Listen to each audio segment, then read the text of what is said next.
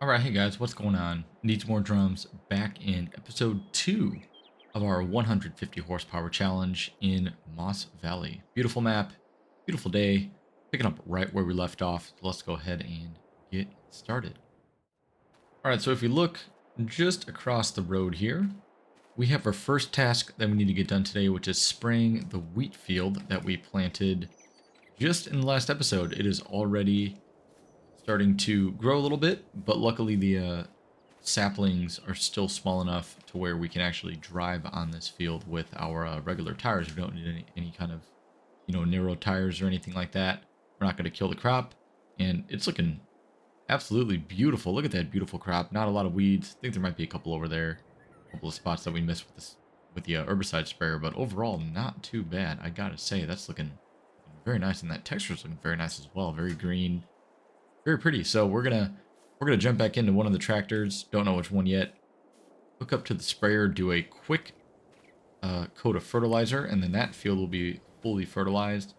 The other field that we got done at the end of the episode, that is not growing yet. That one wasn't done until a little bit later in the day, so I figured that would be or was it even later in the day? It might have been, or the next day. I don't remember. But either way, it's not growing yet.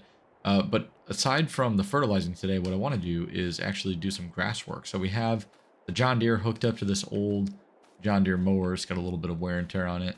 No big deal. But I think it also has a swathing mechanic as well. So we're going to see about that. Maybe I could be wrong. I don't think this one does. I'll have to see. I don't remember. But anyway, I thought this would be a nice pairing for that. Our least powerful tractor can do pretty much all of the grass work on the farm, actually. So that'll probably be the main job for this guy, for the John Deere. But I think what we'll do is we'll jump into the Massey Ferguson here, since this one doesn't seem to have anything attached to it at the moment. No, I don't think so. So we're going to jump in here, hook up to the sprayer, get that field fertilized, and then we will come back and do some grass work, and I'll explain my thought behind all that when we get to that point. So until then, let's go ahead and do some work. I will talk to you guys in a little bit. Well, and it actually turns out we do need the John Deere right now because we got to move some pallets around. I forgot that there was herbicide still in the sprayer, so we got to get rid of that, load it up with some fertilizer instead, and that requires us to move some of the fertilizer tanks around. So it just hooks up to the pallet fork here, and we're gonna go. Actually, you know what? I am gonna attach. Oh, I forgot that weight was right there. You know what? I'm actually gonna attach that because that's probably gonna be useful. Let's go head back over there. We'll get these pellets moved around, get the sprayer loaded up, and then we will get to work.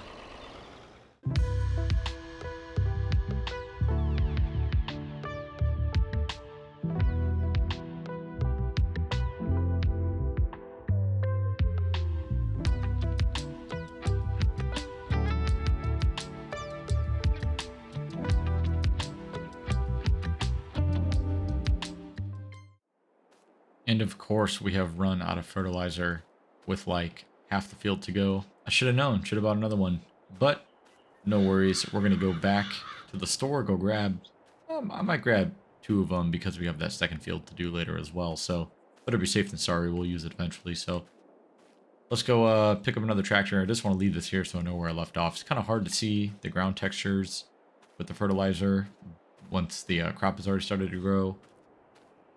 But you know what? If you look very closely when you're in the tractor, you can actually see the difference. I'm just going to leave it there just as a point of reference. But let's go grab one of the tractors and the flatbed trailer, and we'll go head to the store. Probably the fence, since it's a little bit faster on the road. I don't really feel like driving that John Deere. So it's a little bit slow for my taste. That is the nice thing about modern tractors, is that they are quite a bit faster than those old ones. But those old ones, you know what? They're fun to use around the farm, and I still love using that old equipment if I can. So this is the perfect time to do so, since we don't need a lot of power. But anyway, I'll see you guys in a second. All right, we're just getting back to the farm from the store, and that's the one thing about this map and these UK maps that I actually quite like. That they're very narrow, kind of tough to get around, but it's kind of cool. It offers, a nice challenge. You need to use some smaller equipment. You need to really kind of know how to navigate a little bit better, and it's just so different than, like, you know, American farms that are on these you know, big open spaces, and there's no hedges around and not really much to drive into. They're usually just kind of sitting right off of the road, and you can just, you know, drive right into the field for some grass. And yeah, but a little bit different, and so that's why I like playing on maps like this. A little bit different than what I'm used to. Yeah, we're just gonna go ahead and pull up alongside the tractor here and get one of these loaded up, and then we will finish this up and get started on some grass work in just a minute. All right, and we're just about finishing up here already with the spraying, and you could see just kind of what I'm talking about, or maybe you didn't, but you could kind of see, like, around this little ring which of the areas have been sprayed and which ones haven't. And before we actually leave the field, I'm just going to jump into the mini map here. And yeah, we can see that this field now has a double coat of fertilizer on it, which is perfect. But I also noticed that they do need lime, and they do need plowing as well.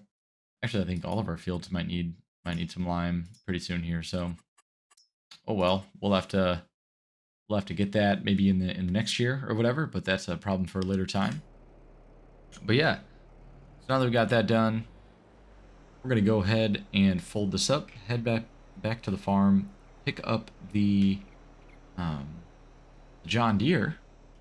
And we'll unload those pallets while we're at it, since we already got the, you know, the attachment for that all hooked up.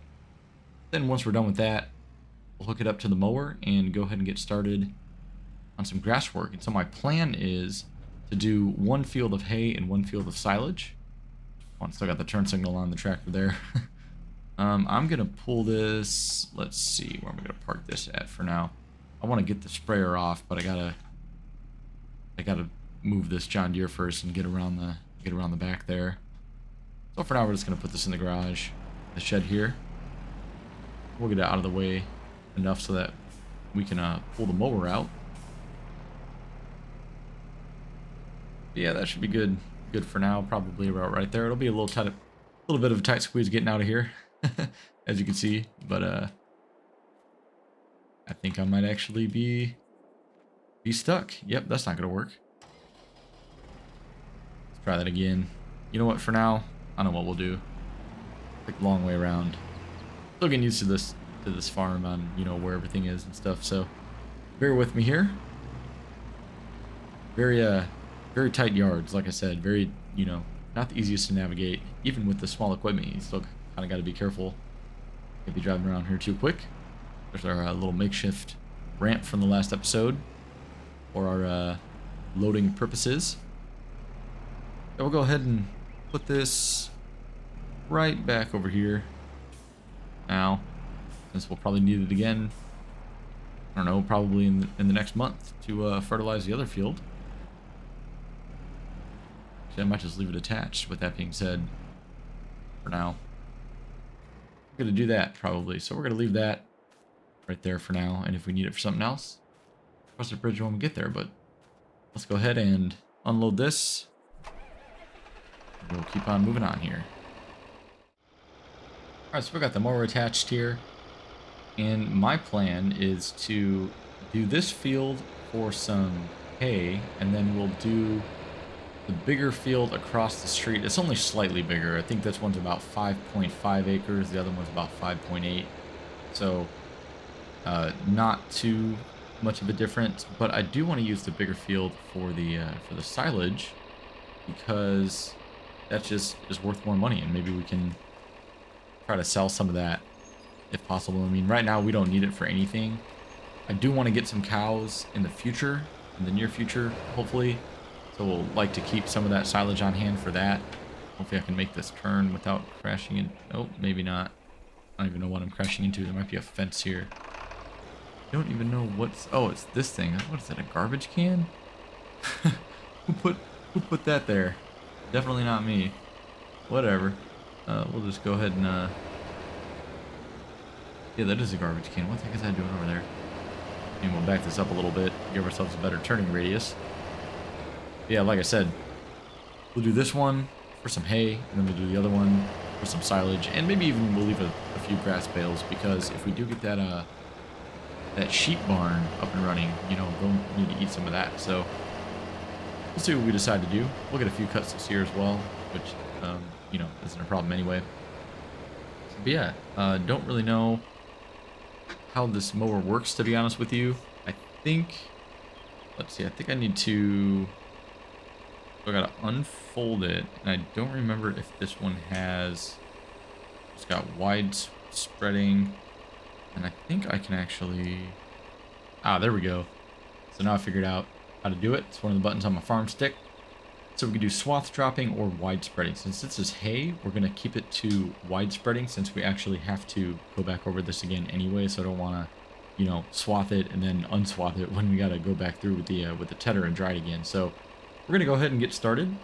And I'm going to try to figure out a good way to go about this. I think we could just, you know, I mean, just pull it behind us at this point. We don't have to worry about any swaths or anything like that. So we're just going to go ahead and get started, knock this out pretty quickly. Usually mowing doesn't take too long.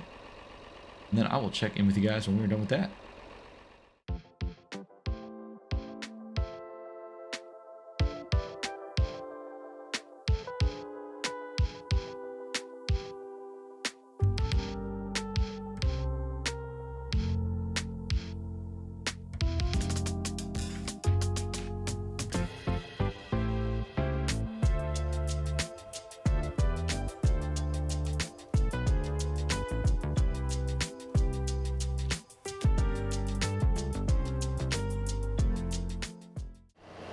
Alright, so we are just about getting done here with this first field of mowing, and I think what I'm going to do, since I already have the mower attached, I think I just might go ahead and mow the other field as well.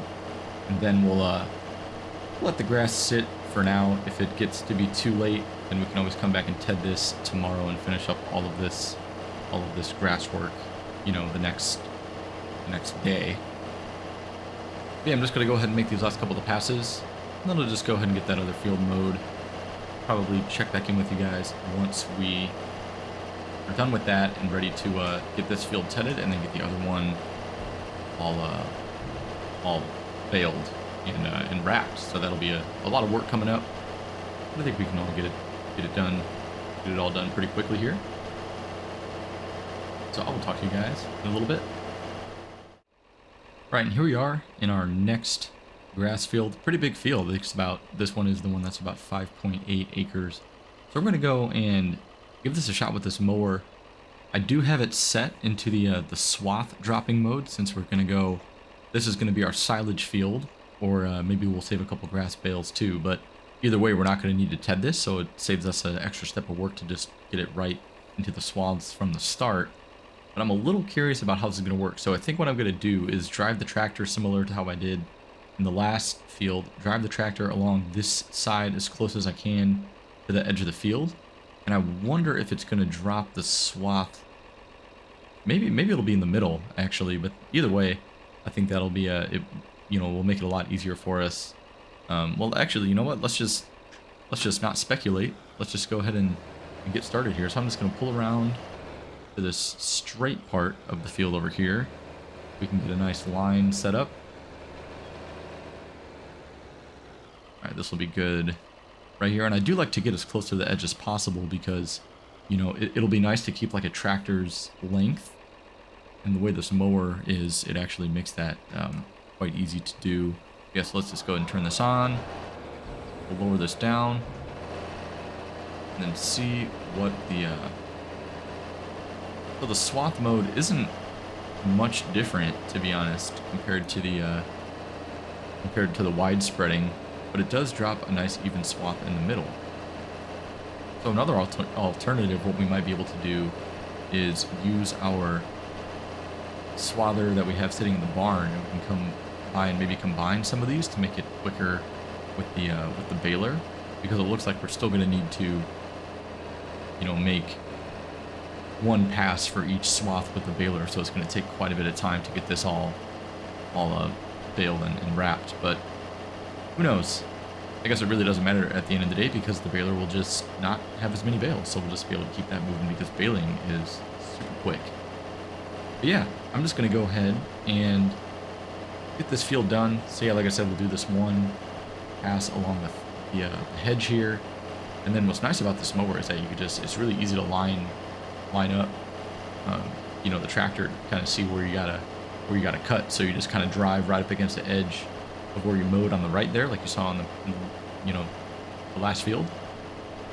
But yeah, this should be pretty quick, even though this is quite a big field. We're just gonna go kind of around and around and, you know, see what happens. And it's nice to just sit back and do some work for once in the game and not have to stress about feeding like 1,000 cows or something like that. So anyway, we're gonna go ahead, keep this going. I'll just check in with you guys once I've done this. No use in watching me, you know, cut 2 fields. It's literally the same thing. But yeah, so I'll talk to you guys when I'm done with this and see if we have time today to do the next steps of our grass work. Okay, so we just got done in this field here, as you can see, and man, this is just a work of art. Look at all these cool patterns that we've made here with this mower. The one problem with this is that it makes so many windrows. I mean, just look at all these. But you know, we'll be pretty quick with the baler, like I said before. I'm not too worried about it. Let me just fold this up here and hold it. There we go. Just didn't press the button hard enough. All right, we're gonna go back to the farm, swap out this tractor, grab the tedder so that we can dry out the hayfield. We'll let that sit for a little bit before we windrow that. So I want to get that done today so we could let that dry for a couple of days or whatever. But yeah, after that, that's probably going to be the last thing we do today, because this has been quite a lot of work, actually. A lot of grass work going into this so far. So I'm just going to go ahead and park this in the shed here. I think the tedder is... Oh, it's across the field there. So we'll go back and grab that in a second. Yeah, we'll just stick with this tractor because I like this tractor for grass work. It's got just the right amount of power, and it's fun to use this old equipment like this. So let's see if I can get this in here just a little bit better. These are some tight spots, I will tell you that. But hey, we are doing all right, if I say so myself. And you know what? I want to try to get this next to the baler so that we can grab that a little bit later when we need to. Good there. Disconnect this. We're gonna head back over, grab the tedder. But you know what? Before we do that, we actually got to get some fuel in the tractor. So let's go ahead and do a little quick refueling here, and then we'll go grab that tedder. Get started. Yeah, with this being an older tractor, it goes through fuel pretty quickly, I will say. So we're going to be doing that quite a bit. Oh, there we go. I still had it in reverse gears. I was like, why wouldn't it shift into gear? All good. All right, so let's go ahead across the street, pick up that tedder, and then we'll get right back to working in this field right here to our left. Get this all dried out for some hay. And like I said, that'll probably be the last thing we do, because I've been working a lot. But it is nice to just sit back, relax, and really enjoy some good old, you know, kind of casual, relaxed farming, as opposed to some crazy challenge like I had in the last series. And I know I said this before, but it's just, you know, it's just out of my mind. It's nice to get back to the basics and just enjoy some equipment that I never really get to use. And yeah, I'm liking this a lot so far. So hope you guys are enjoying the series as well, and stay tuned for more, because you know, I'd like to do these little kind of different challenges like this. I envision, you know, doing some more like little mini series like this in the future, especially when Farming Simulator 25 comes out. But until then, we're just gonna keep on moving on with this. Yeah, hope you guys enjoy it. Let's go head over to that field.